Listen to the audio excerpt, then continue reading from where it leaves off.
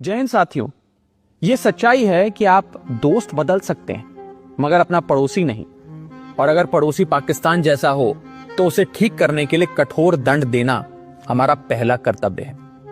आज भारत सिर्फ पाकिस्तान नहीं बल्कि क्रूरता, बर्बरता और आतंकी मानसिकता के खिलाफ एक जंग लड़ रहा है। हमारी सेना जिस अद्भुत वीरता और शौर्य से लड़ रही है उससे साफ है कि इस बार आतंकवाद का खात्मा होकर रहेगा।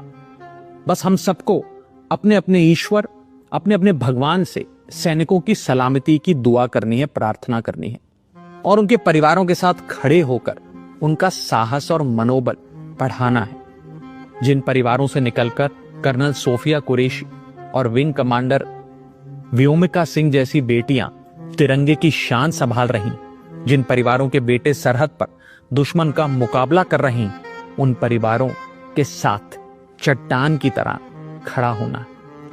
दुनिया जानती है कि हमारा ये उसूल है, ना हम किसी को पहले छेड़ते हैं और ना ही बाद में किसी को छोड़ते हैं। 22 अप्रैल को पहलगाम में पाकिस्तानी आतंकियों ने जिस कायरता और क्रूरता से हमारे निहत्थे लोगों की हत्या की थी, वो मानवता के इतिहास पर एक कलंक की तरह है।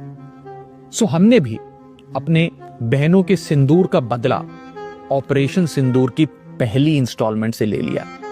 मगर पाकिस्तान अपनी गलती मानने की बजाय भारत को ही आंख दिखाने लगा। उसने अपनी गलती स्वीकारने की जगह सीमा पर हमारे बेकसूर नागरिकों को और बच्चों को निशाना बनाने का आपराधिक प्रयास किया। वो भूल गया कि भारत जहां बुद्ध की धरती है, वहां अर्जुन और भीम जैसे महान योद्धाओं की भी।